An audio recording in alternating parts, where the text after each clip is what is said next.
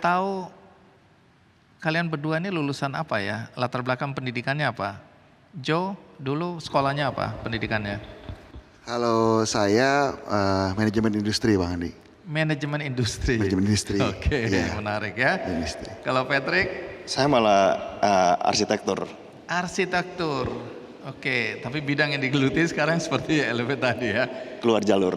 Oke, jadi latar belakang pendidikan juga tidak membatasi kita ya untuk melakukan kegiatan-kegiatan yang menurut kita akan lebih bermanfaat bagi banyak orang. Nah, kembali ke kesempatan ya, kita kasih kesempatan mahasiswa untuk bertanya ya. Tapi sebelum itu katanya ada mahasiswa yang mau menceritakan bahwa dia pernah dibully ya. Namanya Angeline Christine atau Angel. Angel, coba cerita apa yang pernah kamu alami, boleh berdiri ya. Perkenalkan, nama saya Angeline Christine, saya dari Prodi Ilmu Komunikasi. Jadi saya akan menceritakan sedikit bagaimana pengalaman masa lalu saya. Jadi sejak awalnya saya dibully itu dari SMP, dari kelas 1 sampai kelas 3 SMP.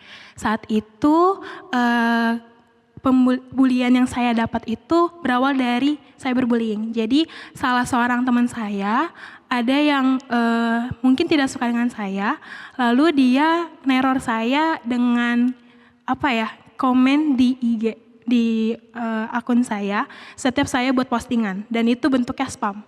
Terus komennya itu dalam bentuk caps lock dan kata yang tidak pantas ya, maksudnya kata kasar gitu. Lalu saat itu awalnya kan dari satu orang, tapi saya nggak nyangka kalau dia ini mungkin memprovokasi sampai satu angkatan menjauhi saya.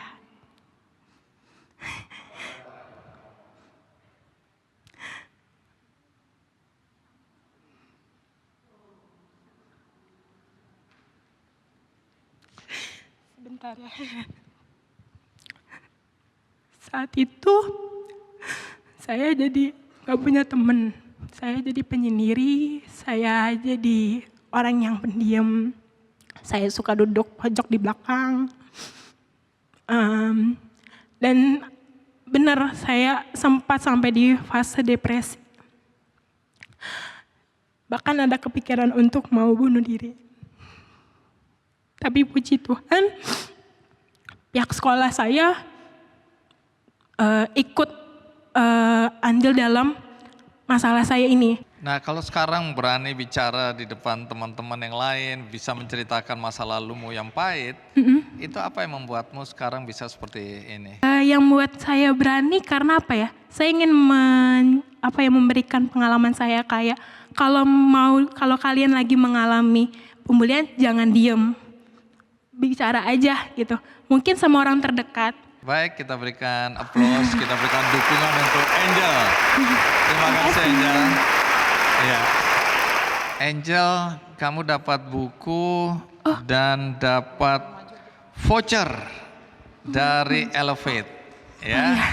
Silakan maju di sini aja. Silakan naik Angel.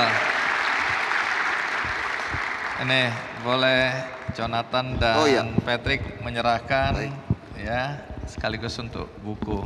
Terima kasih, salaman dulu Angel ya. Tepuk tangan untuk Angel yang berani bicara tentang masa lalunya di depan teman-teman ya. Oke. Silakan, ini voucher apa? Jadi kita dari Elevate, kita mau memberikan program weight loss kita 3 bulan, kita akan bantu. Selama 3 bulan. Kalau kamu mau memakainya, jasa dari Elevate free untuk 3 bulan buat Angel. Kita akan bantu Angel. Semangat Angel. Oke. Kalau dari kasus Angel tadi ada komentar dari Joe dan Patrick. Pertama, Angel keren banget, mau speak up, mau cerita kayak gini nggak gampang banget, Jel. Saya pun buat saya nggak gampang cerita kayak gitu. Cuma itu salah satu cara. Karena gini, waktu Joe cerita tentang anak dia dibully, terus Joe, Pat bantuin dong. Di pikiran Joe waktu itu, saya bakal ngajarin anak dia bela diri, mukul tendang doang. Nope. Pertama kali yang saya ajarin dia, cara dia bersikap. Cara dia jalan, dan lain-lain. Korban itu ya karena sikapnya dia. Nah, Misalnya apa contohnya?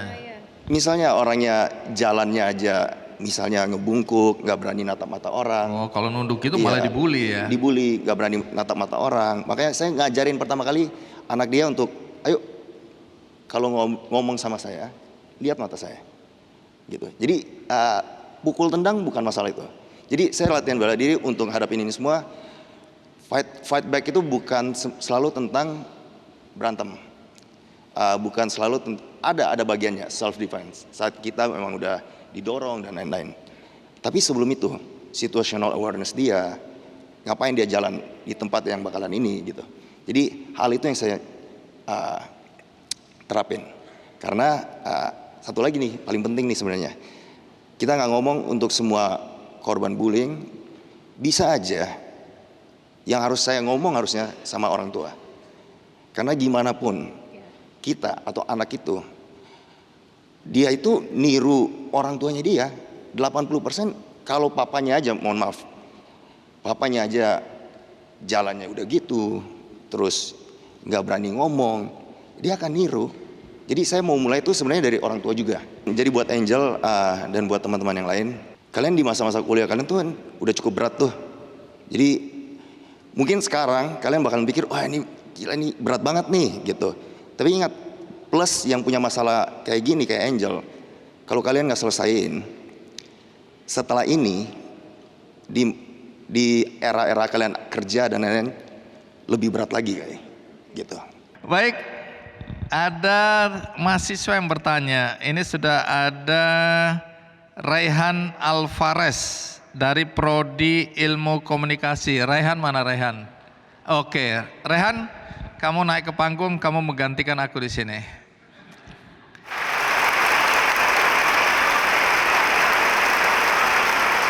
Sebelumnya terima kasih sudah diberi kesempatan untuk duduk di sini.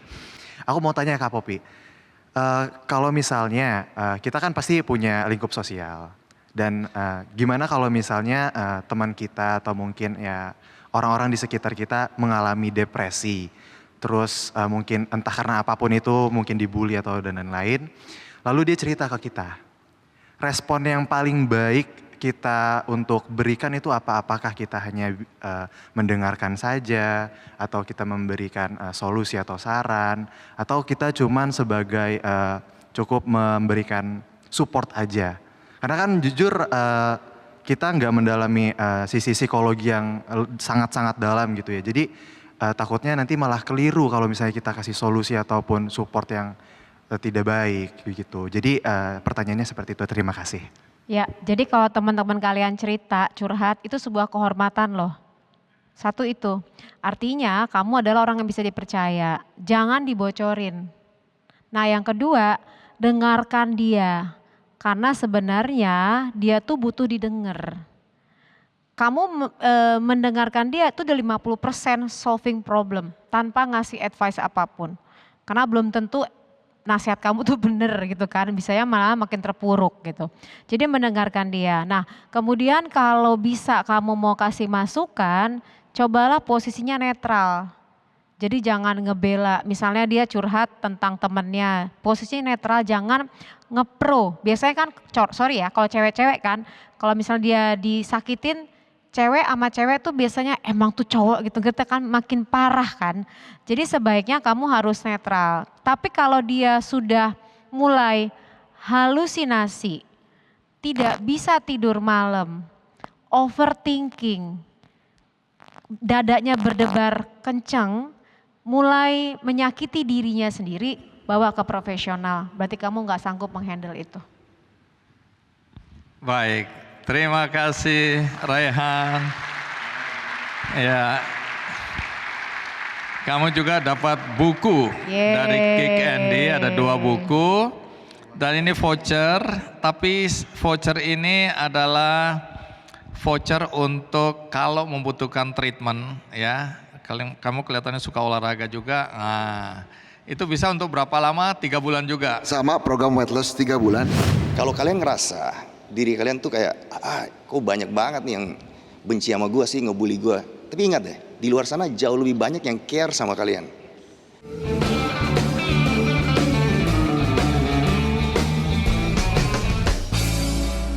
Jelajahi cara baru mendapatkan informasi. Download Metro TV Extend sekarang.